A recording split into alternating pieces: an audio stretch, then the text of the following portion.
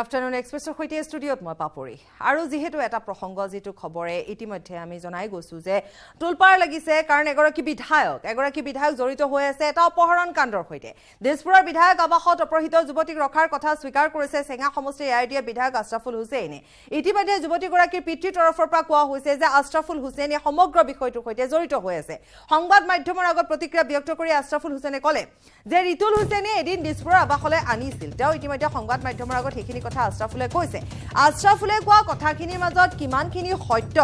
বা আশৰাফুলে যে কথা লুকুৱাইছে সেয়া তেওঁৰ ভাষ্যতে অনুমান কৰিব পাৰি কাৰণ সাংবাদিকে সোধা প্ৰশ্নৰ উত্তৰত তেওঁ একেটা কথাকে পকাই আছিলে যে তেওঁৰ ওচৰলৈ বহু লোক আহিব পাৰে কাৰণ তেওঁ এগৰাকী বিধায়ক গতিকে বিধায়ক আৱাসলৈ বহু লোক আহিব পাৰে তাৰ মাজতে এজন হৈছে সেইগৰাকী ৰিতুল কিন্তু শেহতীয়া যিখিনি খবৰ আমাৰ হাতত পৰিছে হয়তো সেয়া আত্মীয় হ'ব পাৰে বা নিকটৱৰ্তী আত্মীয় হ'ব পাৰে কিন্তু যিয়ে নহওক যিখিনি তথ্য আহিছে বা আশৰাফুলে যিখিনি কথা কৈছে তাৰ ভিতৰত প্ৰথম অৱস্থাত আশৰাফুলে ক'লে যে সদায় আহি থকা মানুহৰ মাজৰে আছিলে এগৰাকী যুৱক আৰু এগৰাকী যুৱতী গতিকে তেওঁক চিনি পাইছিলে তেওঁৰ নিৰ্বাচনৰ সময়ত তেওঁক কিছু ক্ষেত্ৰত প্ৰচাৰৰ ক্ষেত্ৰত সহায় কৰিছিলে তেওঁ সিমানখিনিতে কথাখিনি সামৰিছিলে কিন্তু এগৰাকী সাংবাদিকে সোধা প্ৰশ্নৰ উত্তৰ হিচাপে তেওঁ পাছলৈ এটা কথা ক'লে যেতিয়া সুধিছিল যে নিশা আপোনাৰ তাত আছিল নেকি তেওঁ তেতিয়া ক'লে যে হয় মই নাছিলোঁ গতিকে নিশা মোৰ তাত আছিল গতিকে এটাৰ পিছত এটা তেওঁ সোধা প্ৰশ্নৰ উত্তৰত তেওঁ মুখৰ পৰা এইখিনি কথা ওলাই পৰিছে অৰ্থাৎ তেওঁ স্বীকাৰ কৰিছে গোটেইখিনি কথা তেওঁ ৰিতুল হুছেইনক জানে ৰিতুল হুছেইনে যুৱতীগৰাকীক আনিছিল কিন্তু তেওঁ স্বীকাৰ কৰাৰ ক্ষেত্ৰত তেওঁ স্পষ্ট ৰূপত এই কথা কোৱা নাই যে ৰিতুল হুছেইনৰ সৈতে তেওঁৰ এটা ভাল সম্পৰ্ক আছে ফোন যোগে তেওঁলোকৰ মাজত কথা বতৰা হৈ থাকে তেওঁ মাথো কৈছে যে ৰিতুল হুছেইনক তেওঁ চিনি নোপোৱা নহয় জানে তেওঁ চিনি পায় প্ৰচাৰৰ ক্ষেত্ৰত যথেষ্ট সহায় কৰিছিল আৰু এদিন যুৱতী এগৰাকীৰ লগত আহিছিল যুৱতীগৰাকী যিহেতু প্ৰাপ্তবয়স্ক আছিল সেইবাবে তেওঁ কথাটো গুৰুত্ব নিদিলে কিন্তু অভিযোগ বহুত আছে আমি সেইখিনি পিতৃৰ অভিযোগো শুনাম প্ৰথমতে আমি আশৰাফুল হুছেইনৰ ভাষ্য আগবঢ়াই লম প্ৰাপ্তবয়স্ক যুৱক আৰু যুৱতীৰ মাজৰ সম্বন্ধ আৰু সেই সম্বন্ধটো যিয়েই নহওক সেই ক্ষেত্ৰত মোৰ ক'বলগীয়াও নাই গাবলগীয়াও নাই কিন্তু আমি বিধায়ক হিচাপে আমাৰ সৈতে বিভিন্ন স্তৰৰ মানুহৰ সম্পৰ্ক বা আমাৰ ওচৰত সকলোৱে যায় বা আমাৰ পৰা বিভিন্নজনে বিভিন্ন ধৰণৰ সহায় বিচাৰিব পাৰে আৰু একেদৰে এই যে জনৈক যুৱক ৰিতুল হুছেইন বুলি যুৱকজনক মই অস্বীকাৰ নকৰোঁ যে মই চিনি নাপাওঁ তেখেতে বিভিন্ন সময়ত ছ'চিয়েল মিডিয়াতে হওক বা অন্য কিছু ক্ষেত্ৰতে হওক মোৰ নিৰ্বাচনৰ সময়ত মোৰ হৈ প্ৰচাৰ কৰিছিল আৰু সেই সুবাদতেই চাগে তেওঁলোকে ধৰি ল'লে যে আশৰাফুল হুছেইনে এই ঘটনাবিলাকৰ লগত ইনভলভ আছে মুঠেই কথা উঠিব নোৱাৰে প্ৰশ্ন উঠিব নোৱাৰে যে আমি এই ক্ষেত্ৰত এই ধৰণৰ ঘটনাবিলাকক কোনো প্ৰকাৰে অনুপ্ৰাণিত কৰিম বা এইবিলাকত ইনভলভ হ'ম ছোৱালীগৰাকীৰ পিতৃয়ে কৈছে যে বিধায়ক আৱাসত লৈ গৈছে আপোনাৰ বিধায়ক আৱাসত লৈ গৈছে ছোৱালীগৰাকী আমাক লগ কৰিবলৈ আপুনিও যদি যাব বিচাৰে বা XYZ কোনোবাই যদি যাব বিচাৰে আমাক সাধাৰণতে নিজৰ কৰবালৈ গ'লে তেওঁলোকক যাব দিবলৈ আমি কওঁ আহিবলৈ কওঁ আৰু তেনেকুৱাকৈ এটা দিন অৱশ্যেই তেওঁলোকে মোৰ কোৱাৰ্টাৰত গৈছিল আৰু তাৰ পৰা মই কিন্তু বিদায় দিছোঁ আপোনালোকে ইয়াতে আপোনালোকে যাওক আৰু সাধাৰণতে দেখা সাক্ষাৎৰ পিছত সকলোৱে গুচি যায় আৰু তেওঁলোকে গুচি গৈছে আৰু এই ক্ষেত্ৰত যদি মোৰ অপৰাধ তেনেহ'লে আইনে ইয়াৰ ব্যৱস্থা ল'ব এতিয়া আপুনি যদি কোনো অপৰাধ কৰিছে বা আপুনি কোনো অপৰাধ সংঘটিত কৰিছে বা পিছলৈ কৰিব আৰু সেই ক্ষেত্ৰত মোৰ লগত কেতিয়াবা আপুনি সংস্পৰ্শত আহিছিল মোৰ লগত যদি আপুনি কেতিয়াবা কোনো ফটো তুলিছিল তাৰ কাৰণেতো মই জিম্মেদাৰ হ'ব নোৱাৰোঁ যদি মই এই ঘটনাৰ লগত যদি মই এই ইনচিডেণ্টৰ লগত কোনো প্ৰকাৰে ফিজিকেলি ইনভলভ হয় বা ইণ্টেলেকচুৱেলি বা মেণ্টেলি বা কোনো ধৰণৰ যদি ইনভলভ হয় তেনেহ'লে আইনে মোৰ বিৰুদ্ধে ব্যৱস্থা ল'বলৈ মই আহ্বান জনাম তেওঁলোকে গৈছিল মই সিদিনা নাছিলোঁ আৰু সন্ধিয়া গৈছিল আৰু সন্ধিয়া যোৱাৰ পিছত সাধাৰণতে আমাৰ তাতে গেষ্ট গ'লে তেওঁলোকে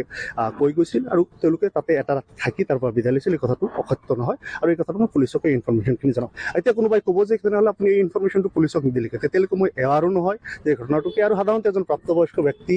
ক'ৰবাত গ'লে এতিয়া মোৰ তাতে আপুনি যদি গেষ্ট হৈ যায় আপুনি যদি ৰাতি থাকে আপোনাক মই না কৰিব নোৱাৰিম কাৰণ আপোনাকতো মই চিনি পাওঁ আপোনাক ব্যক্তিগতভাৱে এয়া আছিল আশৰাফুলৰ ভাষ্য গতিকে তেওঁ নিজকে ৰক্ষা কৰি যিমান পাৰে তেওঁ কথাখিনি কৈছে যে মই সকলোকে কওঁ মোৰ তাত কোনোবা থাকিব বিচাৰিলে মই থাকিবলৈ দিম কাৰণ মই কাকো ক'ব নোৱাৰোঁ যিয়ে নহওক সেয়া আছিল আশৰাফুলৰ ভাষ্য কিন্তু পিতৃৰ ভাষ্যখিনি শুনি লওক 20 জুলাই যুৱতীগৰাকীৰ পিতৃয়ে বৰপেটাৰ আৰক্ষীৰ কাষ চাপিছিল কাৰণ তেওঁৰ যিহেতু জীয়ৰী নাইকিয়া হৈছিলে গতিকে তেওঁ জানিছিল কিছু কথা তেওঁ জানিছিল যে তেওঁৰ জীয়ৰীগৰাকীক তেওঁৰ সন্তানক যিগৰাকী যুৱতীৰ কথা আমি কৈ আছোঁ তেওঁ কলেজৰ পৰা আহোঁতে কোনোবাই তেওঁক লৈ গৈছিলে এতিয়া কোনে লৈছিল সেয়া আঁৰত অপহৰণে আছিলে নে অন্য কিবা আছিলে নে বুজাবুজি আছিলে সেয়া কিন্তু এতিয়ালৈকে পোহৰলৈ অহা নাই সেয়া আৰক্ষী তদন্তত পোহৰলৈ আহিব কিন্তু পিতৃৰ ভাষ্য আছিল এয়া যুৱতীগৰাকী তাৰ পিছতে সন্ধানহীন হৈ পৰাৰ পিছত তেওঁৰ হাতলৈ বহুখিনি খবৰ আহিছিল তেওঁ যিহেতু বিচাৰি ফুৰিছিল যে আৰক্ষীৰ ওচৰত গৈছিল আৰক্ষীয়ে কথাটো গুৰুত্ব দিয়া নাছিল আৰক্ষীয়ে আনকি তেওঁ FIR কপিটোও তেওঁক দলিয়াই দিছিল বুলি তেওঁ অভিযোগ আনিছে তেওঁ তাৰ পিছতে খবৰ পাইছিল যে বিধায়কগৰাকীৰ আৱাসত আছে আৰু সেই খবৰ পোৱা মাত্ৰকে তেওঁ কৈছে যে আন এজন লোকে আশৰাফুলক জনাইছিল, আশৰাফুল হুছেইনক জনাইছিল যে এই কথাখিনি গম পোৱা গৈছে। তাৰ পিছতে আশৰাফুল হুছেইনে দুয়োগৰাকীকে যুৱক যুৱতীক পলুৱাই পঠিয়াইছিল ডিমাপুৰলৈ বুলি। এইখিনি পিতৃৰ ভাষ্য, আমি পিতৃৰ ভাষ্য আগবঢ়াই ল'ম। বিধায়ক আশৰাফুল চেঙা সমষ্টিৰ বিধায়ক তেওঁৰ ওপৰত গোচৰটো তৰাৰ উদ্দেশ্য এটাই হ'ল, মোৰ ছোৱালী এজনী মন্দিয়াৰ ৰিতুল হুছেইন নামৰ ল'ৰা এজনে মানে জোৰ জবৰদস্তি কলেজৰ পৰা পৰীক্ষা দিব যাওঁতে উঠাই লৈ গ'ল। উঠাই লৈ যোৱাৰ পিছত গম পালোঁ ছোৱালীজনী ল'ৰাজনে লৈ গ'ল। তাৰপিছত বিচাৰি বিচাৰি নাপালোঁ, নাপাই বহুদিন পিছত যেতিয়া ছোৱালীজনী পালোঁ, ছোৱালীজনীৰ মুখৰ পৰা গম পালোঁ যে এই ছোৱালীজনী মোৰ ছোৱালীজনীক অপহৰণ কৰাৰ মূল নায়কজন, অপহৰণ কৰোৱা ল'ৰাজনৰ দ্বাৰাই অপহৰণ কৰোৱাৰ মূল নায়কজন হৈছে আশৰাফুল হুছেইন। কাৰণ কিয় অপহৰণ কৰাৰ আগতেও ল'ৰাজনক আশৰাফুল হুছেইনে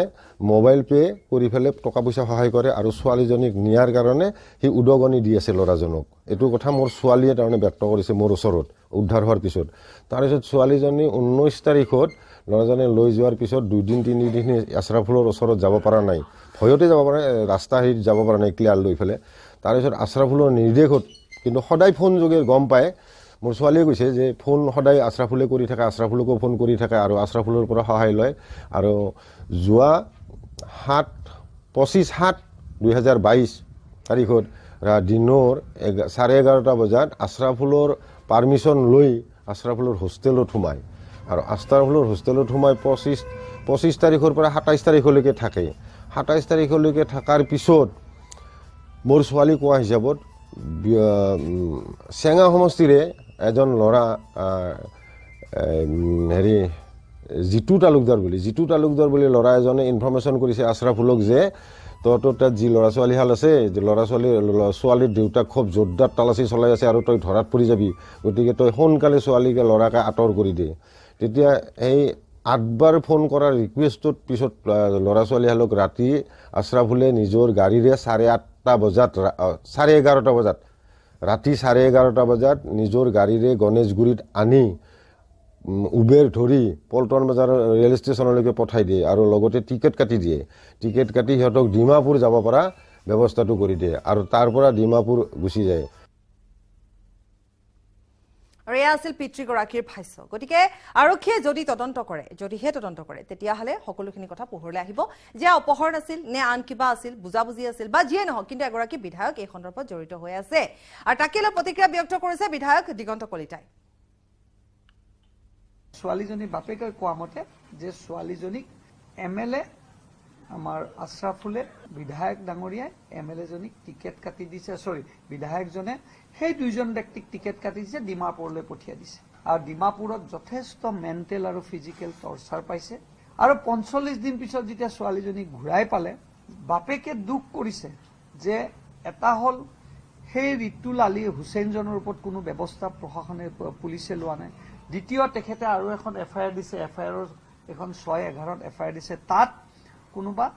বিধায়কৰ নামো সাঙুৰি আছে আৰু বহুত কিবা কিবি লিখিছে ড্ৰাগছৰ লগত জড়িত থকা। মই এইবিলাক কথা নাজানো।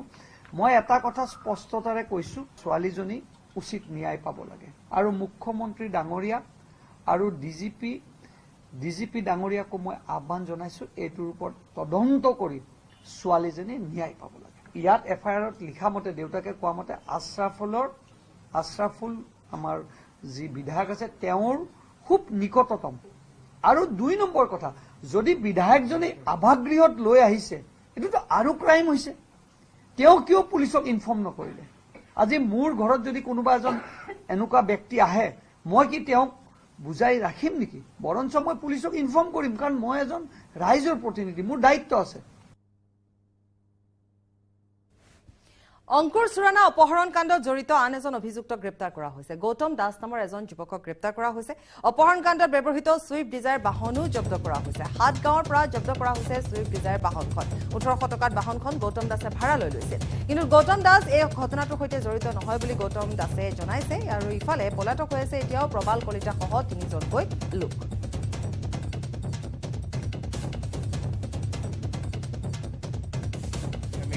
যিখন গাড়ী ইউজ হৈছিলে কিডনেপিঙত, ছুইফ্টখন এইখন আছিলে, সেইখন বহুত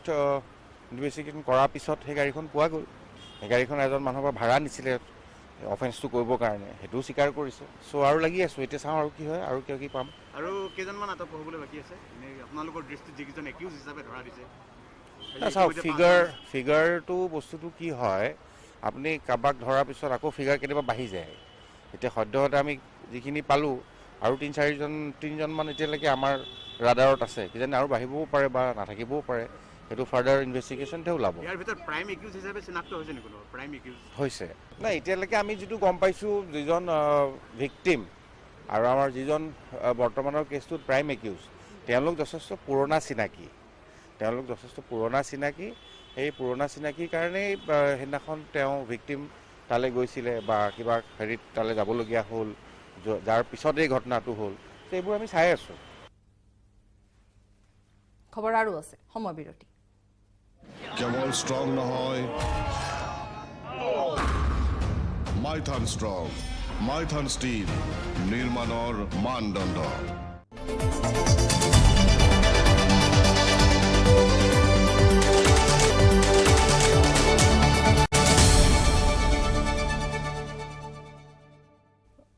উভতি আহিছোঁ বিৰতিৰ পাছত এফালে অনাবৃষ্টি আৰু আনফালে বিভিন্ন নিৰ্মাণ কাৰ্য যাৰ ফলত ভয়ংকৰ প্ৰদূষণৰ গ্ৰাসত পৰিছে এতিয়া গুৱাহাটী মহানগৰী ধূলিৰে ধূসৰিত পৰিৱেশে জনস্বাস্থ্যৰ প্ৰতি ভাবুকি কঢ়িয়াই আনিছে ভয়ংকৰ প্ৰদূষণৰ কবলত পৰিছে গুৱাহাটী ধূলিয়ে ছানি ধৰিছে গুৱাহাটীৰ আকাশ ধূলিত পুত খাইছে গছ বন ঘৰ ৰাস্তা সকলো চকুৰে মনিব নোৱাৰা হৈছে ওখ ওখ অট্টালিকা পাহাৰ যেহেতু এয়াৰ কোৱালিটি ইণ্ডেক্স বৃদ্ধি পাইছে যাৰ ফলত এতিয়া শ্বাস প্ৰশ্বাস জড়িত ৰোগৰ সংখ্যাও বৃদ্ধি পাইছে আমি কালিৰ দিনটোতো যেহেতু চিকিৎসালয়ৰ তৰফৰ পৰা GMCHৰ তৰফৰ পৰা কোৱা হৈছিলে যে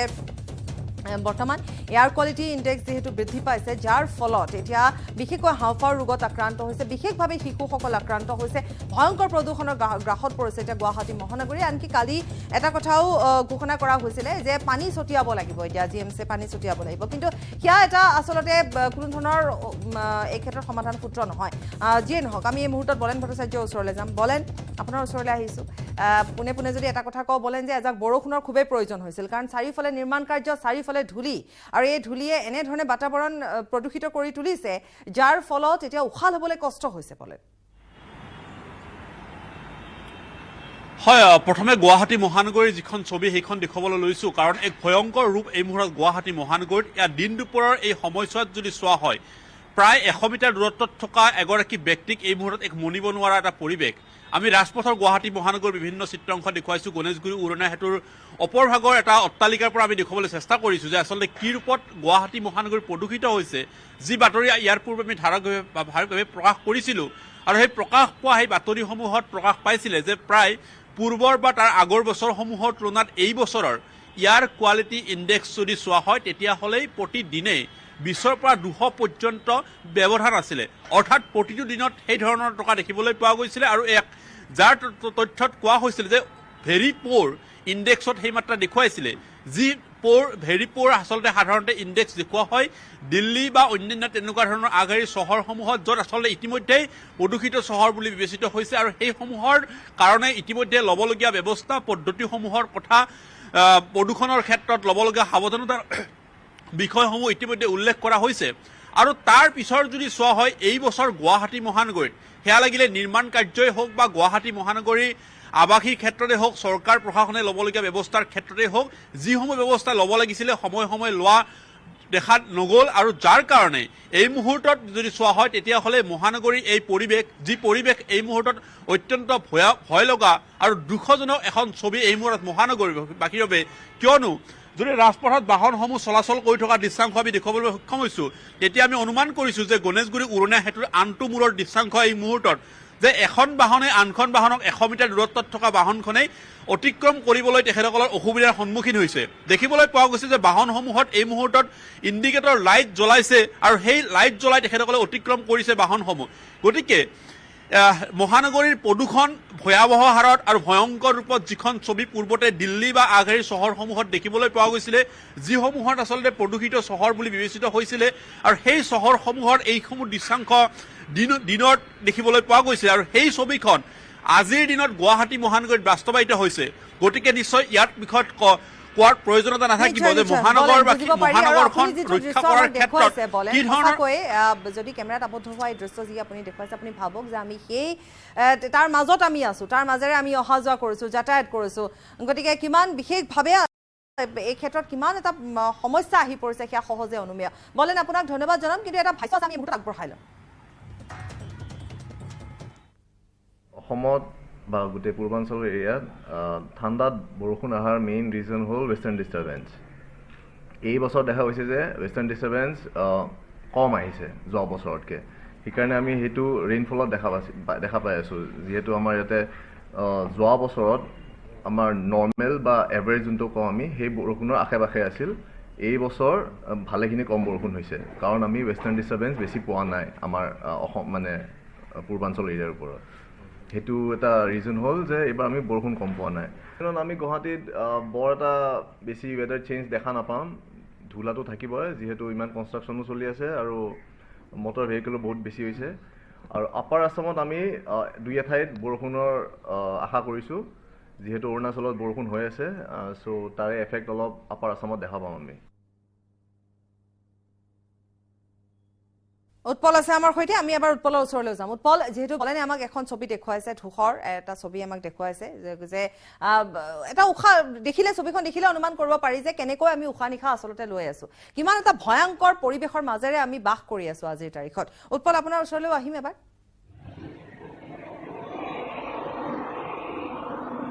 হয় বাপৰি এই মুহূৰ্তত মই উপস্থিত আছোঁ মহানগৰীৰ ৩৭ নং ৰাষ্ট্ৰীয় ঘাইপথত আৰু ৰাষ্ট্ৰীয় ঘাইপথৰ দৃশ্য অতীতই দেখুৱাব এই দৃশ্য দেখিলে অনুমান কৰিব পাৰিব যে সম্পূৰ্ণৰূপে আৰ্দ্ৰতাৰে ভৰি পৰিছে পিছফালৰ এজনৰ পিছত আন এজন লোকক অৰ্থাৎ চিনিব নোৱাৰা হৈ পৰিছে ইতিমধ্যে সতীৰ্থ বলেনে সেই দৃশ্য দেখুৱাইছে আৰু ৩৭ নং ৰাষ্ট্ৰীয় ঘাইপথত যিহেতু ৫খনকৈ দলং নিৰ্মাণ হৈ আছে সমান্তৰালভাৱে এই পৰিৱেশ এই মুহূৰ্তত যিসকল দৰ্শকে দেখি আছে ইয়ালৈ গছ গছনিৰ পাতে হওক গছ গছনিৰ পাতো ইতিমধ্যে বিনষ্ট হৈ পৰিছে ধৰিব নোৱাৰা হৈছে আৰু চাৰিওফালে যদি চোৱা যায় কনষ্ট্ৰাকশ্যন চলি আছে অৰ্থাৎ ডাঙৰ ডাঙৰ অট্টালিকা চলি আছে অট্টালিকাৰ পৰা ওলোৱা যিসমূহ নিৰ্গত আছে সেই নিৰ্গতৰ ফলত এনেধৰণে এতিয়া পৰিৱেশ প্ৰদূষিত হৈছে আৰু এয়া ৩৭ নং ৰাষ্ট্ৰীয় ঘাইপথৰ দৃশ্য চাৰিওফালে যদি চোৱা যায় এক প্ৰকাৰ পৰিৱেশ বিনষ্ট হৈ পৰিছে এই ওচৰৰ লোকজনকে আন এজনে দেখি নোপোৱা এক পৰিৱেশৰ বিষয়ৰ সৃষ্টি হৈছে কাৰণ যদি উল্লেখ কৰোঁ ইতিমধ্যে যিহেতু ৯০ৰ পৰা ১২০ ডিগ্ৰীলৈকে সেই সূচাংক থাকিব লাগিব সেই সূচাংক কিন্তু এই মুহূৰ্তত যদি কওঁ এই গড়চুক অঞ্চলৰ সূচাংক হৈছে ২৪৩ ডিগ্ৰী অৰ্থাৎ প্ৰায় একেবাৰে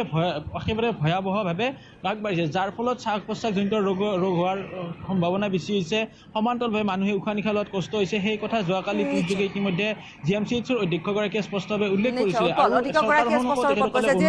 বলেনো আছে গতিকে আমি এবাৰ বলেনৰ ওচৰলৈ যাওঁ উৎপল বলেন যেহেতু অধ্যক্ষগৰাকীয়ে কৈছে GMCHৰ যে ইমান বেছি ৰোগী হৈছে বা এই ৰোগৰ কাৰণ অন্যতম কাৰণেই হৈছে যে এই ধূলি আৰু যি ধূসৰ পৰিৱেশ আৰু এটা কথা বলেন আপুনি যদি চাই যে আমি চিকিৎসালয়লৈ যদি নাযাওঁ আমি নিজেও কিন্তু অনুভৱ কৰিছোঁ যে খুব বিশেষভাৱে এটা শুকান পৰিৱেশ আহি পৰিছে উশাহ নিশাহত এটা কষ্ট হৈছে সঘনাই চৰ্দি হৈছে সঘনাই জ্বৰ হৈছে শিশুসকল ভুগিছে বা সকলোৱে ভুক্তভোগী হৈ পৰিছে এই যিটো আমি দেখিবলৈ পাইছোঁ যি ধৰণৰ বৰ্তমান গুৱাহাটীৰ যিটো পৰিৱেশ সেই পৰিৱেশৰ দ্বাৰা বলেন আপোনাৰ ওচৰলৈ আহিছোঁ আকৌ এবাৰ পাপৰি চাওক এই যি স্থানত আমি উপস্থিত আছো এই স্থানতে যদি মন কৰা হয় তেতিয়াহ'লে দেখিব সাগৰৰ পাৰত সাধাৰণতে যেতিয়া সাধাৰণ লোক উপস্থিত থাকে তেতিয়াহ'লে দেখিব যে বালি যি ধৰণৰ আচলতে গাত আহে উৰি অহাৰ বালি সেইসমূহ সেই ধূলিকণাসমূহ আচলতে বিষাক্ত ৰূপত এই মুহূৰ্তত যদি চোৱা হয় তেতিয়াহ'লে প্ৰদূষিত সেই ধূলি বা ধূলিকণাসমূহ ঠিক একেদৰে যি প্ৰদূষিত যিসমূহ ধূলিকণা সেইসমূহ ৰাসায়নিক দ্ৰব্যৰে এই মুহূৰ্তত গুৱাহাটী মহানগৰবাসী যি ধৰণৰ আগবাঢ়িছে বা মই এই থকা স্থানত যদি চাওঁ তেতিয়াহ'লে দেখিব পোৱা গৈছে সঘনে মুখত লাগিছে সঘনে ছালৰ যিকোনো অংশত হাত দিলে দেখিব পোৱা গৈছে এই ধূলিকণাসমূহ হাতত স্পষ্টভাৱে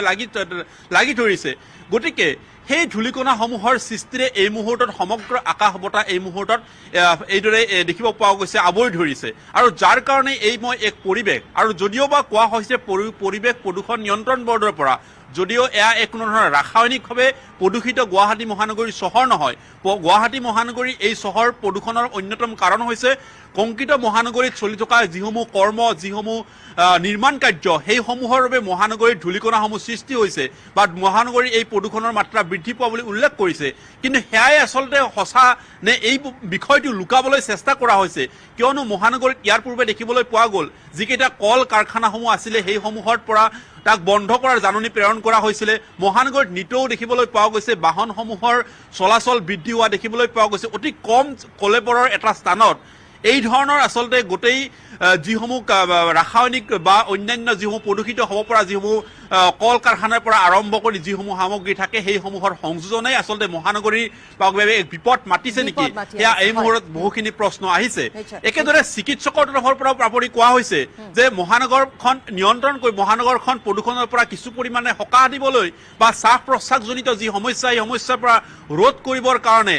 গুৱাহাটী পৌৰ নিগমক তেখেতসকলে পানী বা অন্যান্য গছ গছনিসমূহত তেনেকুৱা পানী মৰাৰ কথা উল্লেখ কৰা হৈছিলে কিন্তু দেখিবলৈ পোৱা গ'ল 2-3 দিন হৈ গ'ল কিন্তু সেয়াও কিন্তু কাৰ্যক্ষম নহ'ল প্ৰদূষণ নিয়ন্ত্ৰণ বৰ্ডৰ পৰা গুৱাহাটী মহানগৰ উন্নয়ন বিভাগলৈকে কোৱা হৈছিলে যে কেন্দ্ৰীয় চৰকাৰৰ পৰা আবণ্টিত পুঁজিৰে তেখেতসকলক সেই ধৰণৰ বিশেষ বাহন ক্ৰয় কৰাৰ কথা পৰামৰ্শ আগবঢ়াইছিলে কিন্তু সেয়াও আজিলৈকে বাস্তৱায়িত নহ'ল আৰু যাৰ কাৰণে হয়তো এই মহানগৰীৰ এই যি ভয়ংকৰ সমস্যাৰ সূচনা হৈছে হয়তো অদূৰ ভৱিষ্যতে বৃদ্ধি হ'ব ইয়াৰ কাৰণে এতিয়া সুকীয়া কি ধৰণৰ পৰিকল্পনা থাকিব তাক লৈ যথেষ্টখিনি এই মুহূৰ্তত প্ৰশ্ন জনাইছো উৎপল আপোনাকো ধন্যবাদ জনাম আৰু উৎপলেও আমাক এটা পৰিৱেশ দেখুৱালে এই মুহূৰ্তত তাত যথেষ্টখিনি ধূলি দেখিবলৈ পোৱা গৈছে য'ত তেওঁ থিয় হৈ আছে 37 নং ৰাষ্ট্ৰীয় ঘাইপথ তাতো উৎপলে আমাক দেখুৱালে যে চাৰিওফালে মাথো ধূলি আৰু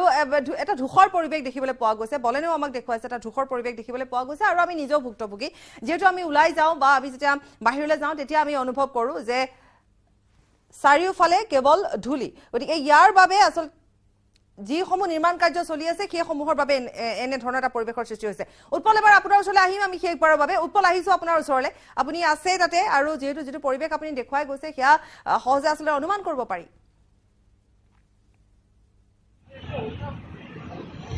হয় মই প্ৰথমতে সতীৰ্থ দৃশ্য দেখুৱাব জুম কৰি যে যিফালে চোৱা যায় আৰ্দ্ৰতা অতি বাঢ়ি গৈছে যাৰ ফলত ধূসৰ পৰিৱেশে বিৰাজমান কৰিছে এই দৃশ্য চালে অনুমান কৰিব পাৰিব হাইৱে যদিহে মই মুঠত গড়চুকত আছোঁ গড়চুকৰ পৰা চিধা অন্ততঃ 200 মিটাৰলৈকে আমি দেখিবলৈ পাওঁ কিন্তু আজিৰ এই দৃশ্য দেখিলে অনুমান কৰিব পাৰি যে কোনো কাৰণতে 200 মিটাৰ দেখিবলৈ নাই পোৱা চাৰিওফালে আৰ্দ্ৰময় পৰিৱেশ শুকান পৰিৱেশ আৰু চাৰিওফালে এই যি প্ৰদূষণৰ কথা ইতিমধ্যে উল্লেখ কৰিছে সতীৰ্থই সকলোৱে মাস্ক পৰিধান কৰিছে আৰু যদিহে চোৱা যায় সকলো লোকে এতিয়া সাৱধান হ'ব বিচাৰিছে চৰকাৰ প্ৰশাসনে সহায় কৰিব বিচাৰিছে আৰু বিশেষকৈ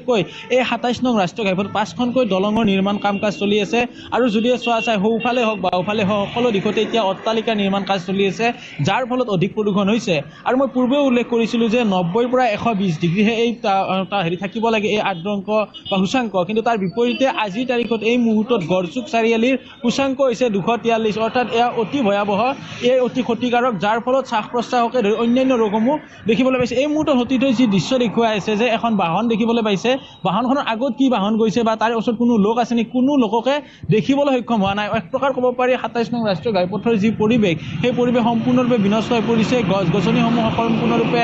ধূলিৰে আৱৰি ধৰিছে বিগত 3 মাহৰ যদি আমি কথা উল্লেখ কৰোঁ তেতিয়াহ'লে এই 3 মাহত বৰষুণ দিয়া নাই বা ওচৰৰ দৃশ্যসমূহ যদি আমি দেখিবলৈ পাইছোঁ কিন্তু যিসমূহ দৃশ্য দেখিলে এই মুহূৰ্তত যি অট্টালিকা দেখুৱাই আছে বা গছ গছনি দেখি আছে গছ গছনিসমূহ সম্পূৰ্ণৰূপে ধূলিৰে আৱৰি পৰিছে বৰষুণ নোহোৱাৰ ফলতে এই ধৰণৰ ঘটনা সংঘটিত হৈছে আৰু যাৰ ফলত অতি ভয়াৱহ আছে যদি তেওঁলোকে ভাষ্য দিয়ে কাৰণ সকলো ভুক্তভোগী আজিৰ তাৰিখত আমি নিজেও দেখিবলৈ পাইছোঁ যিহেতু এতিয়া দেখিবলৈ পোৱা গৈছে এক প্ৰকাৰ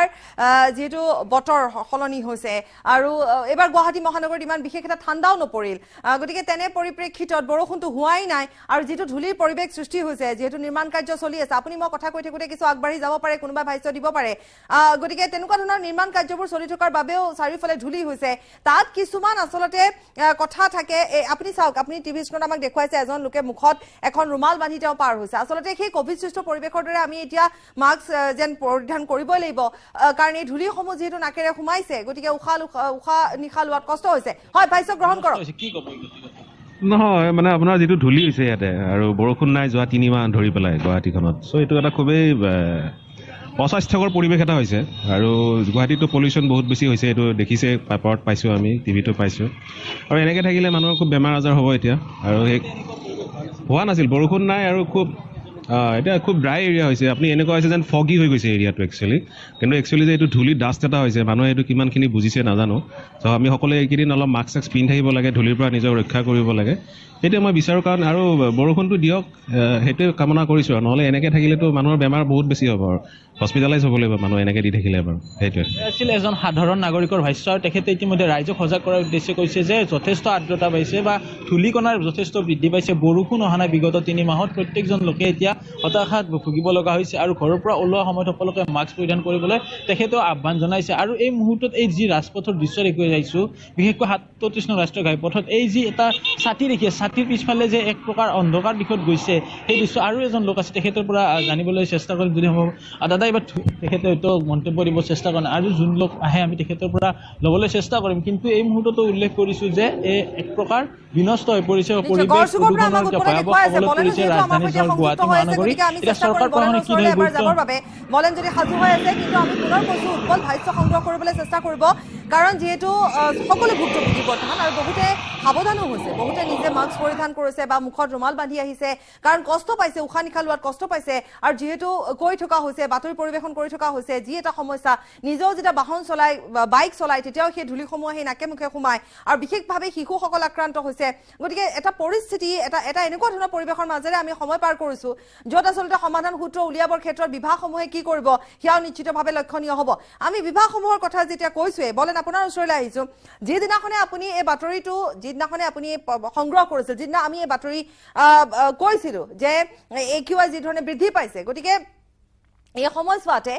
বলেন এটা প্ৰসংগ আহিছিল, বিশেষকৈ নিৰ্মাণ কাৰ্য। আপুনি পইণ্ট আউট কৰিছিল যে নিৰ্মাণ কাৰ্য চলি আছে গুৱাহাটী মহানগৰত, বহুকেইটা বাট পথ নিৰ্মাণ হৈ আছে, অট্টালিকা নিৰ্মাণ হৈ আছে, কিন্তু কিছুমান নিয়ম থাকে, সেই নিয়মসমূহ নমনাকৈ নিৰ্মাণ কৰি থকাৰ বাবে বা যিমান হ'লেও আপুনি গাঁত খান্দিলে ধূলি ওলাবই, গতিকে তাৰ বাবেও কিছু পৰিমাণে অট্টালিকাসমূহ ঢাকি যেতিয়া নিৰ্মাণ কৰিব লগা হয়, এই কিছু কাৰণ আছিলে। সেই কাৰণসমূহৰ ওপৰত আমি সেই সময়ছোৱাত ঠিক এটা ব্যাখ্যা আগবঢ়াব পৰা নাছিলোঁ, কিন্তু এই মুহূৰ্তত মই আপোনাৰ পৰা সেইখিনি জানিব বিচাৰিম। চাওক, বিষয়টো হৈছে যে যিহেতুকে জনস্বাস্থ্যৰ প্ৰতি যদি কোনোবা এটা বিষয়ৰ পৰা যদি ভাবুকি আহে, তেতিয়াহ'লে সেই বিষয়টো তৎকালেই প্ৰশাসন বা চৰকাৰে ব্যৱস্থা গ্ৰহণ কৰাৰ কথা মন দিব লাগে। কিন্তু দেখিবলৈ পোৱা গ'ল অসম প্ৰদূষণ নিয়ন্ত্ৰণ বৰ্ডৰ পৰা আমি যিখিনি বাতৰি সংগ্ৰহ প্ৰকাশ কৰিছিলোঁ, সেই সময়ছোৱাত দেখিবলৈ তেখেতসকলে আগবঢ়োৱা পৰামৰ্শসমূহৰ ভিতৰত আছিলে যদি এনেকুৱা ধৰণৰ পৰিৱেশ আহে তেতিয়াহ'লে ততালিকে আচলতে সেই নিৰ্মাণ কাৰ্যসমূহ কিছুদিনৰ কাৰণে বন্ধ ৰাখিব লাগিব বা যিসমূহ স্থানত নিৰ্মাণ কাৰ্য চলি আছে তাত সম্পূৰ্ণৰূপে আৱৰি ৰাখি তাত কিছুমান ব্যৱস্থা ল'ব লাগে, য'ত প্লাষ্টিক বা এনেকুৱা ধৰণৰ বেৰ থাকিব লাগে আৰু সেইসমূহৰ ভিতৰত নিৰ্মাণ কাৰ্যসমূহ চলাব লাগে, যাতে ধূলিকণাসমূহ যাতে বাহিৰলৈ ওলাই যাব নোৱাৰে তাৰ এটা ব্যৱস্থা কৰিব লাগে। গতিকে এনেকুৱা ধৰণৰ কিছু পৰামৰ্শ দিয়া হৈছিলে তেখেতসকলৰ তৰফৰ পৰা মহানগৰীৰ বিভিন্ন বাট পথসমূহত চাফ চিকুণ কৰাৰ বাবদ বা সেইসমূহত পানী ছটিওৱাৰ ব্যৱস্থা গ্ৰহণ কৰাৰ কথা কোৱা হৈছিলে। গতিকে এনেকুৱা ধৰণৰ পৰামৰ্শ আছিলে, কিন্তু সেই পৰামৰ্শসমূহ বাস্তৱায়িত কৰাৰ ক্ষেত্ৰত প্ৰশাসনে সম্পূৰ্ণৰূপে গুৰুত্ব প্ৰদান নকৰিলে আৰু গুৰুত্ব প্ৰদান নকৰাৰ কাৰণে আজিৰ এই ভয়ংকৰ পৰিস্থিতি। আপুনি এইখিনিতে ক'ব পাৰি যে এই পৰিৱেশ মাথোন ইয়াতে সীমিত থাকিব নে আৰু অহা কাইলৈ বা ইয়াৰ পৰৱৰ্তী সময়ছোৱাত, কাৰণ বৰষুণৰ যদি চোৱা হয় তেতিয়াহ'লে বতৰ বিজ্ঞান কেন্দ্ৰৰ পৰা কোৱা হৈছে যে বৰষুণৰ কোনো ধৰণৰ এই মুহূৰ্তলৈকে সম্ভাৱনীয়তা নাই। গতিকে যদি তেনেকুৱা এটা পৰিৱেশ হয় তেতিয়াহ'লে এই পৰিৱেশৰ সৈতে কিমান দিন যুঁজিব সেয়া কিন্তু আটাইতকৈ ডাঙৰ বিষয়। গতিকে এই ক্ষেত্ৰত প্ৰশাসনে অচিৰে কি ব্যৱস্থা গ্ৰহণ কৰিব সেয়া আটাইতকৈ ডাঙৰ আৰু লক্ষণীয় বিষয়। আমাৰ জ্যেষ্ঠ সাংবাদিক নীলভ ভট্টাচাৰ্য এই মুহূৰ্তত মূৰতে উপস্থিত আছে, তেখেতেও এই বিষয়টো গুৰুত্ব সহকাৰে গ্ৰহণ কৰি যি সময়ত বাতৰি পৰিৱেশন কৰিছিলোঁ তেতিয়াই বিশেষকৈ কোনবোৰ দিশত আচলতে প্ৰশাসনে গুৰুত্ব দিব লাগিছিলে, প্ৰশাসনে এই মুহূৰ্তলৈকে গুৰুত্ব নিদিয়াৰ কাৰণটো কি থাকিব পাৰে তাক লৈ প্ৰশ্ন উত্থাপন কৰা হৈছিলে। এই মুহূৰ্তত সতীৰ্থ বা জ্যেষ্ঠ সাংবাদিকগৰাকীৰ সৈতে মই জানিব বিচাৰিম, মহানগৰীৰ পৰিৱেশ অত্যন্ত জটিল এটা ৰূপ ধাৰণ কৰিছে এই মুহূৰ্তত। প্ৰথম কথা চশমাযোৰ আঁতৰাই লওঁ, কাৰণ চশমাযোৰ গোটেই ধূলিময় হৈ গৈছে, একো দেখা পোৱা নাই। দ্বিতীয় কথা, পিছফালে যদি দেখে পাপৰি তেতিয়াহ'লে কুঁৱলী যেন দেখা অনুভৱ হ'ব পাৰে, কিন্তু বৰ্তমান গণেশগুৰি চাৰিআলিত আছোঁ আৰু সৌ পিছফালে দেখিছে সেয়া নতুনকৈ নিৰ্মাণ ছেক্ৰেটেৰিয়েট, আৰু সেই ছেক্ৰেটেৰিয়েট ইয়াৰ পৰা দেখা পোৱা নাই, মাত্ৰ 500 মিটাৰ দূৰত সেয়া ছেক্ৰেটেৰিয়েট ইয়াৰ পৰা দেখা পোৱা নাই আৰু ছেক্ৰেটেৰিয়েটৰ পিছফালে একো অঞ্চলে দেখা পোৱা যায় নাই, নহ'লে ইয়াত ৰৈ থাকিলে খানাপাৰালৈকে ভালকৈ দেখি। গুৱাহাটীৰ এই পৰিস্থিতি আজি যদি বায়ুৰ গতিবেগ বুলি সোধে তেতিয়াহ'লে এই মুহূৰ্তত 33 কিলোমিটাৰ প্ৰতি ঘণ্টাত বায়ু বলিছে। আৰু যদি আপুনি AQI বা ছাছপেণ্ডেড পাৰ্টিকেলৰ কথা কয় তেতিয়াহ'লে 200ৰো অধিক ছাছপেণ্ডেড পাৰ্টিকেলৰ যিটো মাত্ৰা সেই মাত্ৰা ঠাই বিশেষে 400লৈকেও আছে আৰু যিটো গুণগত মান থাকিব লাগে তাতকৈ প্ৰায় 6 গুণ বেয়া অৱস্থাত আছে। আপুনি যদি চায় তেতিয়াহ'লে যদি ইয়াত হেল্থ এডভাইচ যিটো দিয়া হৈছে আপোনাৰ AQI যিটো ছাৰ্ভে হেল্থ এডভাইচ আপোনাক কৈছে যে বাহিৰলৈ ওলালে মাস্ক পিন্ধি ওলাব, ঘৰৰ ভিতৰত থাকিব দিছে, খিৰিকীসমূহ মাৰি থ'ব দিছে, যদি ঘৰত আপোনাৰ টকা পইচা আছে তেতিয়াহ'লে এয়াৰ পিউৰিফায়াৰ লগাব দিছে আৰু পৰিবাৰৰ সৈতে কণমানি ল'ৰা ছোৱালী আৰু লগতে যদি ঘৰত সৰু সুৰা ল'ৰা ছোৱালী আছে তেতিয়াহ'লে সেইসকলৰ লগত বাহিৰলৈ যাবলৈ একেবাৰে মানা কৰি থোৱা হৈছে। গুৱাহাটীৰ পৰিৱেশ কালি আমি কৈছিলোঁ যে দিল্লীৰ হঠাৎ যিটো এয়াৰ কোৱালিটি বা বায়ুৰ গুণগত মান খুব পৰিছে, কিন্তু আজি গুৱাহাটীৰ কোনো ব্যতিক্ৰম নহয়। প্ৰতি বছৰে এনেকুৱা হয়। আপুনি যদি ব্ৰহ্মপুত্ৰৰ ফালে যায়, সেইফালে যিহেতু ব্ৰহ্মপুত্ৰৰ বালি আছে, সেই বালি থকাৰ গতিকে সেইফালে ধূলিময় হয়। কিন্তু দিছপুৰত থাকি পেলাই এইফালে আপুনি থকা এনেকুৱা এটা পৰিস্থিতি হোৱা সঁচাকৈ চিন্তনীয়। চাৰিওফালে নিৰ্মাণৰ কাম হৈছে। সন্মুখতে আপোনাৰ জু তিনিআলিত ব্ৰিজৰ নিৰ্মাণ হৈ আছে, আগত আপোনাৰ নিৰ্মাণৰ কাম চলি আছে, চাৰিওফালে ড্ৰেইনৰ নিৰ্মাণ হৈ আছে, জাইকাৰ কাৰণে ৰাস্তা খান্দি পেলাই তাত পাইপ বহোৱা হৈছে, উৰণীয়া সেতু নিৰ্মাণ হৈছে,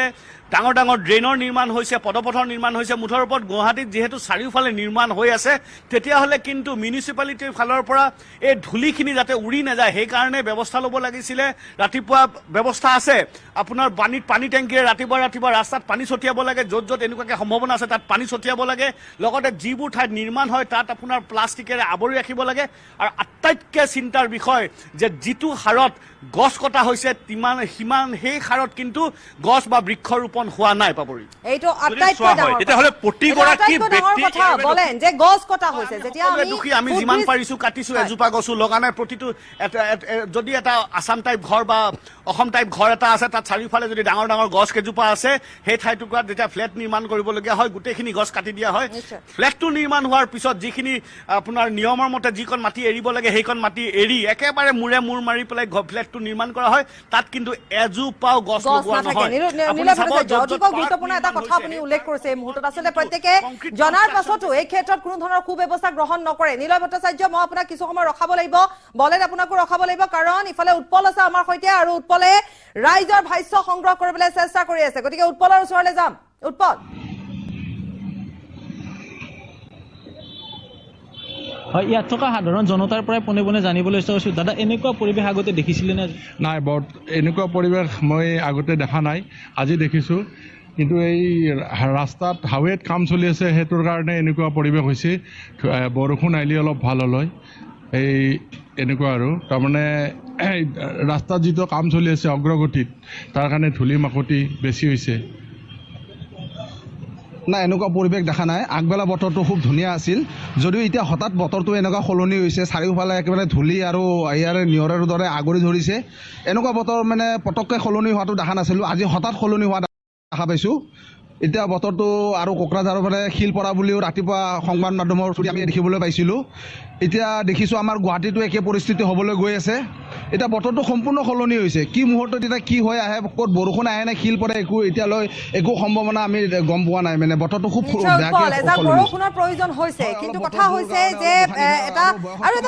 কথা আচলতে এই কথাটো উত্থাপন কৰিছে নিলয় ভট্টাচাৰ্য, এটা অতিকৈ গুৰুত্বপূৰ্ণ দিশ। কাৰণ আমি বাৰম্বাৰ যিহেতু নিৰ্মাণ কাৰ্যৰ কথা কৈ আছো, উৎপল আপোনাৰ মনত আছেনে যেতিয়া আপুনি এই ঠাইতে এদিন এটা বাতৰি পৰিৱেশন কৰিছিলে, তাত এখন ফুট অভাৰ ব্ৰিজ যিহেতু বনাই আছে, আপুনি এটা কথা কৈছিলে ইয়াত থকা ডাঙৰ ডাঙৰ গছবোৰ কাটি পেলোৱা হৈছে, যিটো বস্তু আমি জু ৰোড তিনিআলিতো দেখিছিলো, য'ত ডাঙৰ ডাঙৰ গছবোৰ যিবোৰ গছত চৰাই আশ্ৰয় লৈছিল বা এটা ছাঁ পোৱা গৈছিলে, সেই গছবোৰ কাটি পেলোৱা হৈছিলে। অৰ্থাৎ যেতিয়া গুৱাহাটী মহানগৰীখনক সুন্দৰ ৰূপত তুলি ধৰিবৰ বাবে নিৰ্মাণ কাৰ্যসমূহ চলি আছে, হয় সেয়া প্ৰশংসনীয়, কিন্তু গছসমূহ কাটি গৈছে। এজোপা গছ যদি কাটিছে, 10জোপা গছ ক'ত লগাইছে, সেইটোহে ডাঙৰ কথা। কিন্তু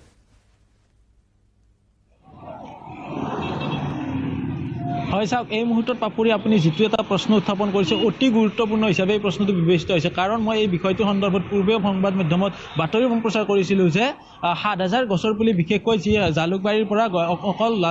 যি লখৰা পইণ্টলৈকে আছে 7,000 গছৰ পুলি কটা হৈছে। আৰু তাৰে বিপৰীতে তেখেতসকলে উল্লেখ কৰিছিলে যে এজোপাৰ বিপৰীতে 10জোপাকৈ গছ পুলি ৰোপণ কৰা হৈছে। অৰ্থাৎ 7,000 গছৰ পুলিৰ বিপৰীতে যি 10জোপাকৈ ৰোপণ কৰা হৈছে সেই পৰিমাণ হৈছে 70,000 গছৰ পুলি। অৰ্থাৎ সেই 70,000 গছৰ পুলি ক'ত ৰোপণ কৰা হৈছে, এই মুহূৰ্তত এইটো এটা ডাঙৰ প্ৰশ্ন। বা চৰকাৰ প্ৰশাসনে ক'ত সেইসমূহ গছৰ পুলি ৰোপণ কৰিছে, সংবাদ মাধ্যমক কিয় দেখুওৱা নাই, কোনখন বনাঞ্চল ৰোপণ কৰাৰ পিছত ডাঙৰ হ'বলৈ বা এটা নতুন পৰিৱেশ সৃষ্টি হ'বৰ বাবে বহুত দিন আছে। আপোনাৰ ওচৰত আৰু এজন লোক আছে, আপুনি ভাষ্য হয়তো সংগ্ৰহ কৰিব পাৰিব, তেওঁ নিজে যিহেতু কাষ চাপি আহিছে, যদি সম্ভৱ হয়।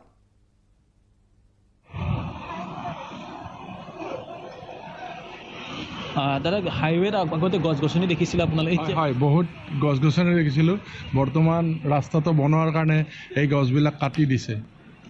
তাৰপিছত আৰু গছ গছনি হোৱা নাই। এনেকুৱা আৰু গছ গছনি ৰোপণ কৰিলে ভাল হয়, পৰিৱেশটো ভাল হয়, জলবায়ুটো ভাল হ'ব। আমি অক্সিজেন পোৱাত অলপ সুবিধা হ'ব।